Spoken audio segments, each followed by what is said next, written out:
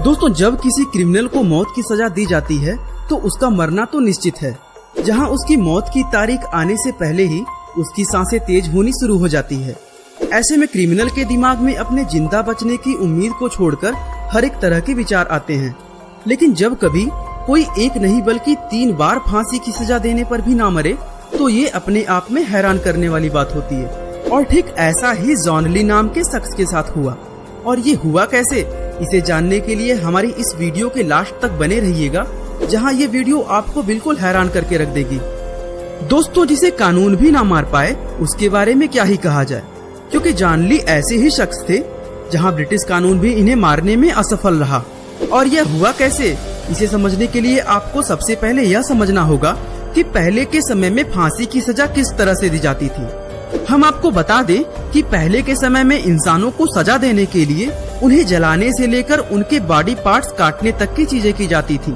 लेकिन समय जैसे जैसे आगे बढ़ता गया, इंसान को सजा देने में थोड़ी बहुत दया देनी शुरू हो गई, जिसके बाद धीरे धीरे इंसान का गला दबाकर मौत देने से लेकर ऊंचाई से नीचे गिराने तक के तरीके आजमाए गए।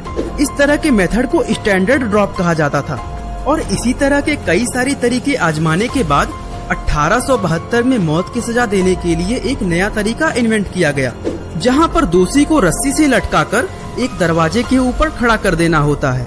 और जैसे ही नीचे मौजूद वो दरवाजा खुलेगा, वो शख्स सीधा लटक जाएगा, जिसकी वजह से गला दबने के कारण उसकी मौत हो जाएगी। और दोस्तों, यह तरीका आज तक आजमाया जाता है। जहां हमारे भारत में भी अगर किसी को कानूनी तौर पर सजाए मौत देनी होती है तो इसी तरीके का इस्तेमाल करके लोगों को मौत दी जाती है। ऐसे में दोस्तों, 15 नवंबर 1884 को इंग्लैंड के एक छोटे से गांव में जॉन ली को एक महिला के कत्ल के जुर्म में गिरफ्तार कर लिया गया।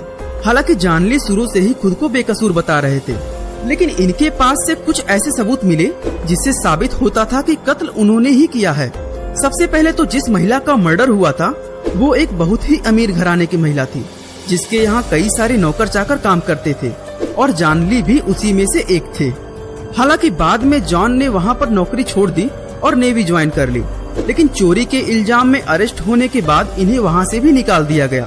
और फिर जब जॉन जेल से छूटकर वापस आए तो उन्होंने फिर से उसी महिला के यहाँ काम करना शुरू कर दिया जिसके यहाँ पहले ये काम किया करते थे। और जॉन ली को अपने यहाँ वापस से काम पर रख लेना ही उस महिला की जिंदगी की सबसे बड़ी गलती थी, क्योंकि एक दिन अचानक उस महिला की मृत्यु हो गई, जिसके बाद मौकाए वारदात पर कोई और नहीं सिर्फ जॉन ली ही पाए गए, जिसकी वजह से इन्हें अरेस्ट भी कर लिया गया। दोस्तों, जब इन्हें पुलिस स्टेशन में इन्वेस्टिगेशन के लिए ले जाया गया तो इनके हाथों में कट मिला, जो इनके मुजरिम होने का साफ सबूत दे रहा था। एक तरफ पुलिस को इन्हें छोड़ बाकी किसी के खिलाफ कोई सबूत नहीं मिल रहा था, वहीं दूसरी तरफ जॉन ली बार बार अपनी बेगुनाही के बारे में बता रहे थे। लेकिन अब जाहिर सी बात है कि इनके अलावा मौकाए वारदात पर कोई नहीं था, और इनके हाथों में लगे कट के निशान भी यही इशारा कर रहे थे कि दाल में कुछ काला है। और ब्रिटिश पुलिस ने अपना ज्यादा दिमाग और समय ना लगाते हुए जॉन ली को ही गुनाहगार समझकर कोर्ट में केस शुरू कर दिया, जहां पर कोर्ट ने भी इन्हें ही मुजरिम माना और जॉन ली को मौत की सजा सुना दी गई।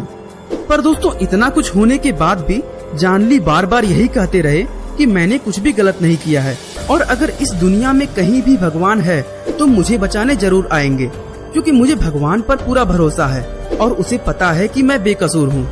दोस्तों, 23 फरवरी 1885 यही वो दिन था जब जॉन ली को फांसी की सजा दी जानी थी।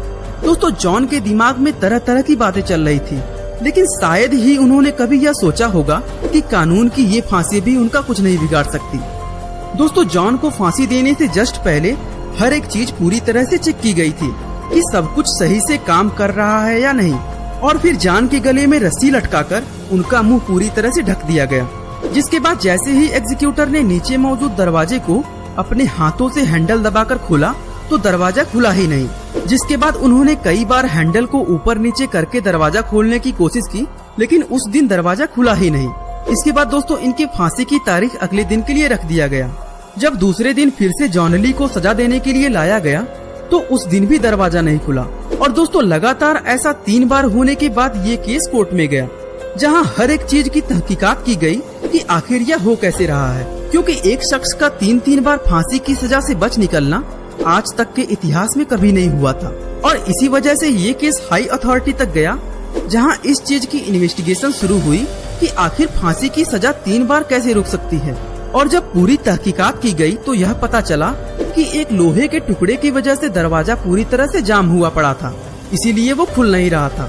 दोस्तों कुछ भी कहिए, जॉन ली की कही बात सच हो गई, जहां उसने पहले ही यह कह दिया था कि अगर उसने कुछ नहीं किया है तो उसे सजा नहीं हो सकती।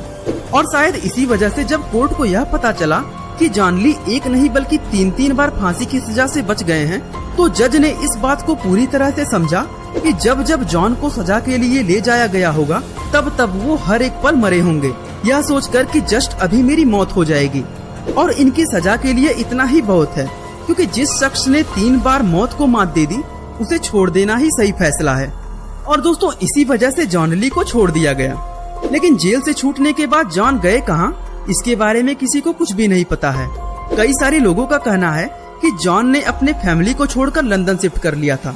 वहीं कुछ लोग यह भी कहते हैं कि इन्होंने इंग्लैंड ही छोड़ दिया था, जिसके बाद 1945 में इनकी मौत की खबर आई और मौत को चकमा देने वाले जॉन ली, जिन्हें 3 बार कानून की सजा भी नहीं मार पाई, उनका अंत 80 साल की उम्र में हो चुका था।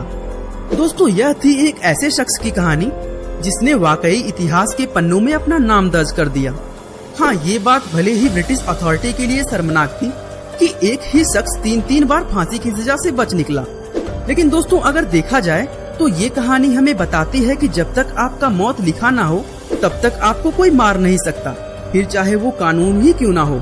दोस्तों आपका इस विषय में क्या राय है, हमें कमेंट करके जरूर बताइएगा। उम्मीद है आपको हमारी आज की यह वीडियो काफी पसंद आई होगी। और दोस्तों ऐसे ही इंटरेस्टिंग वीडियोस को लगातार देखने के लिए हमारे चैनल को लाइक, शेयर और सब्सक्राइब करना ना भूलिएगा। आपका बहुमूल्य समय देने के लिए बहुत बहुत धन्यवाद।